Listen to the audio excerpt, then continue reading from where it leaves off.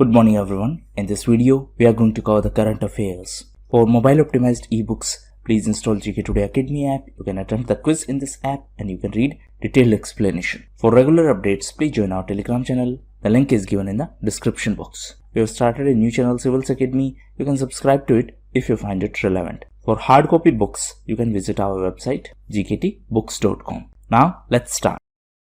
Which organization has released the Global Forest Goals Report 2021? So this has been released by United Nations ECOSOC, that is Department of Economics and Social Affairs. So this report provides an overview of our progress towards achieving 6 global forest goals, and the target is to achieve these goals by 2030. Actually, these are mentioned in the United Nations Strategic Plan for Forest 2030. Now, what are these 6 forest goals? So these goals are reverse forest cover loss, improve forest benefit and livelihood, protect forest and use sustainable forest products, mobilize resources. 5th one is promote inclusive forest governance, and 6th is cooperate and work across sectors. Now, in the context of forest, please note that FAO also released Global Forest Resources Assessment Report. FAO is Food and Agriculture Organization. It is an organization of United Nations.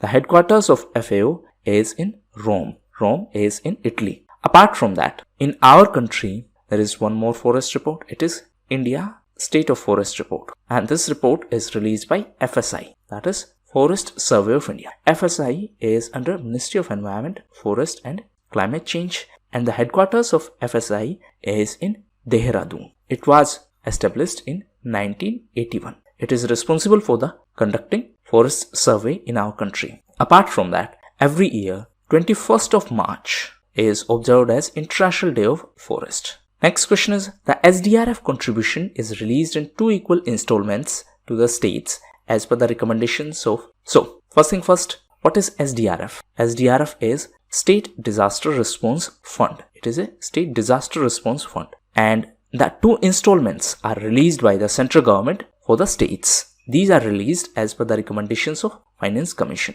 Usually, the first installment is released in the month of June. However, this time because of this pandemic situation, this amount has been released early. That's why it was in news. Now, please note that SDRF has been constituted as per the provisions of DM Act of 2005. What is DM? It is Disaster Management Act. So, for disaster management, the nodal authority in our country is MHA, that is Ministry of Home Affairs. This Disaster Management Act provides the statutory basis to this State Disaster Response Fund. Please note that this fund is audited by CAG, that is Comptroller and Auditor General of India. It is a constitutional position, and the provisions for this post are mentioned in Article 148 of Indian Constitution. Finance Commission is also a constitutional authority, and it is constituted as per the provisions of Article 280. It is constituted by the President of India. The first Finance Commission was constituted in 1951, and the most recent Finance Commission is 15th Finance Commission, which was constituted in 2017. Chairperson is N.K. Singh for this 15th Finance Commission. Answer in comment box, who was the chairperson of first Finance Commission of India? Now, please note that in this SDRF, that is State Disaster Response Fund, the contribution is provided by the central government. So, central contribute up to 90% in case of special category states and up to 75% in case of other states. Special category states are those states which are facing special problems. For example, the states of Northeast and hilly area states.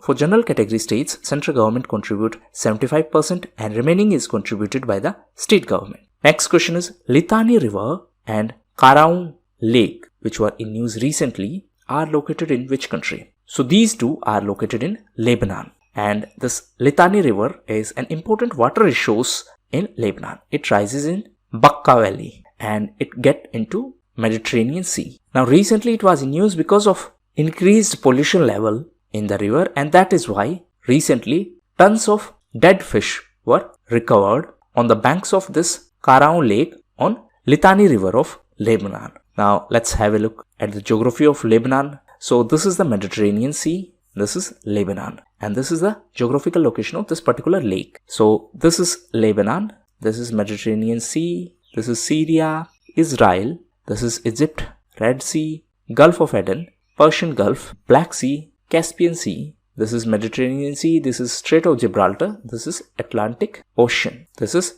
Indian Ocean, and this is Arabian Sea. Next question is, as per the recent guidelines by SEBI, what percentage of salary of the top executives to be paid in mutual fund units? First thing first, this circular is for the key employees of AMC. What is AMC? It is Asset Management Company. So now SEBI has said that 20% of the salary of key employees of AMC should be paid in mutual funds. What is mutual fund? See, suppose you want to invest in market. You do not know how to invest it. So mutual fund is a group of, mutual funds are managed by professionals. You provide your money to these people and then they invest it based on their expertise. Mutual is collective. So it is a collective fund of people and it is managed by professionals. Now, as per recent circular by SEBI, 20% of the salary of key employees of asset management companies should be paid in mutual fund units. In this context, a concept is important and it is concept of ESOP, that is Employees Stock Ownership Plan. Please read about it. Now coming back to SEBI, it is Securities and Exchange Board of India. Present SEBI chairperson is Mr. Ajay Tyagi. The headquarters of SEBI is in Mumbai in Maharashtra and it is under the jurisdiction of Ministry of Finance. SEBI was given statutory powers in 1992 through SEBI Act of 1992. Please note that this circular related to this 20% salary will be effective from 1st of July in 2021.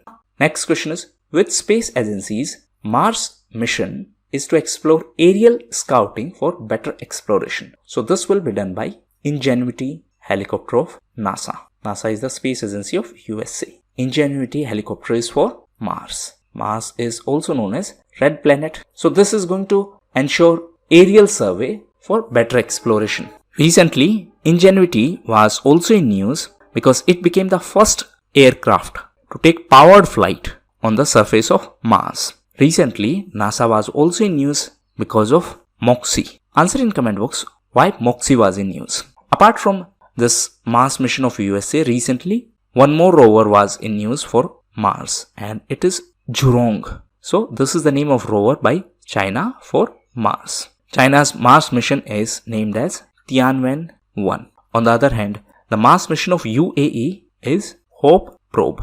Recently, Russia was also in news as Russia has announced that they are going to build their own space station. Next question is, what is the limit of FDI, that is foreign direct investment, permitted in the road and highway sector? So it is 100%. Recently, Road Transport Minister announced the target of road construction worth 15 lakh crore in next 2 years. Apart from that, the ministry also intends to achieve the target of 40 km road per day. This is about highway construction. So 40 km of highway per day. This is the target for current year. Next question is, which institution approves the emergency use of vaccines around the world using EUL, that is emergency use listing? So this is done by WHO. WHO is World Health Organization. Now, in order to ensure equitable access to the vaccines, there is an alliance. It is COVAX Alliance.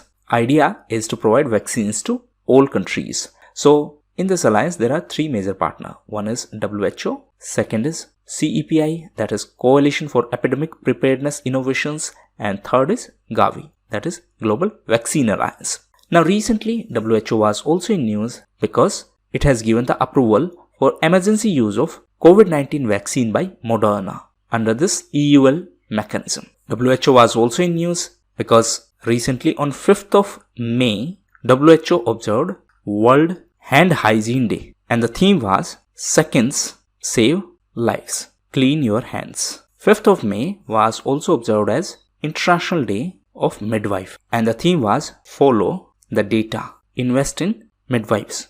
Next question is, as per OECD, which country stood as the top destination for foreign direct investment in 2020? So first thing first, what is OECD? It is Organization for Economic Cooperation and Development. So recently, OECD reported that FDI has dropped by 38% as compared to previous years. So there is a downfall in FDI obviously because of coronavirus. And as per latest data, China is the top recipient of FDI and it has replaced USA. So USA is now on second position while India is on third position. The headquarters of OECD is in Paris in France. OECD conduct PISA. PISA stands for Program for International Student Assessment. Now please note that the headquarters of FATF is also in OECD. That means the secretariat of FATF is located at OECD headquarters. FATF is Financial Action Task Force. It is an initiative by G7 countries and it was started in 1989. Initially, its objective was to combat money laundering. Later, after 9/11 attack on USA, the objective was expanded to include and to prevent terror financing. FATF stands for Financial Action Task Force. Next question is, MPLADS program is administered by which ministry? So MPLADS stands for Member of Parliament Local Area Development Fund and it is a initiative of MOSPI, that is Ministry of Statistics and Program Implementation. Now please note that this fund is non-lapsable fund. Non-lapsable fund means, suppose for this year 5 lakh rupees were allocated and because of certain reasons 2 lakhs are unspent. So if the fund is non-lapsable, that means these 2 lakh rupees can be used in upcoming time. If fund is lapsable, then this money will not be used in upcoming time and it will be sent back. So this is the difference. So MPLADS is a non-lapsable fund. Now please note that Government of India has permitted the use of MPLADS fund for setting up of oxygen manufacturing units in the government hospitals. Now it is important to note that government had already announced that because of this pandemic situation, no new fund would be provided under the scheme. So this money which is to be used for oxygen manufacturing units, this is already allocated money. Under this MPLADS scheme, the Member of Parliament gets 5 crore rupees per annum for the development works in their constituency. So these were the most important questions. Now we are going to cover important news events. First is Nuwan Joysa. So Nuwan Joysa is cricketer of Sri Lanka. Recently, why he was in news? Because ICC, that is International Cricket Council, has banned him for 6 years on the grounds of corruption. ICC is International Cricket Council. Headquarters is in UAE. There's one more ICC, International Criminal Court. Answer in comment box where is its headquarters and whether India is a party to International Criminal Court. Actually, this is backed by Rome Statute. Next is UNESCO World Press Freedom Prize 2021. So for this year, it was given to Maria Ressa. This prize is also known as Guillermo Award and it is named after Guillermo Cano, a journalist from Colombia. So this award was given to Maria Ressa. She is the co-founder and CEO of Rappler and she is Filipino-American journalist. Filipino is used for those who are from Philippines. Next is Digital Tax Threshold. So recently CBDT, that is Central Board of Direct Taxes, specified the threshold limits for digital tax for companies like Google, Facebook, Netflix, so that they pay tax in our country. Actually, the problem is that these companies operate from other countries. However, they earn money from our country, still they do not have to pay tax. Now they will have to pay tax depending on these threshold limits. So if any non-resident company whose revenue exceeds 2 crore rupees, this is the threshold for revenue, such company will have to pay tax in our country.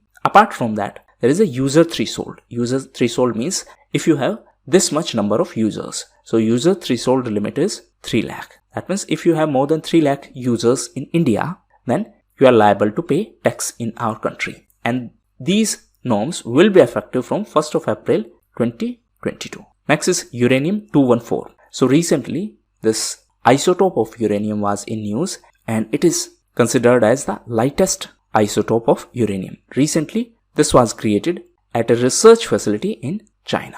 Next is Mamata Banerjee. So Ms. Banerjee was in news as she took oath as the Chief Minister of West Bengal for the 3rd time. In this context, Article 164 is important. We had already discussed this issue in our previous lecture. Next is The Bench. So this is a children's book and it is authored by Meghan Markle. Next is Mark Selby. So recently, Mr. Selby was in news as he became the World Snooker Champion. He is from England. Next is Dada Sahab Phalke International Film Festival. So recently, 11th Dada Sahab Phalke International Film Festival was organized, and the best film jury award is given to Jungle Cry. So this is the name of movie, Jungle Cry. Last is Ko Jeet. So this is the new initiative launched by Armed Forces. Name of initiative is Ko Jeet, and it is for the mental health of COVID-19 patients. Apart from that, as part of this initiative, Armed Forces will provide support to the existing COVID-19 efforts. So these were the most important news events. Test is provided in a separate video. Please attempt that test. Apart from that, recently we have announced our new UPSC initiative. Please check that. Thank you, and that's all for the day. Thank you, and that's all for the day.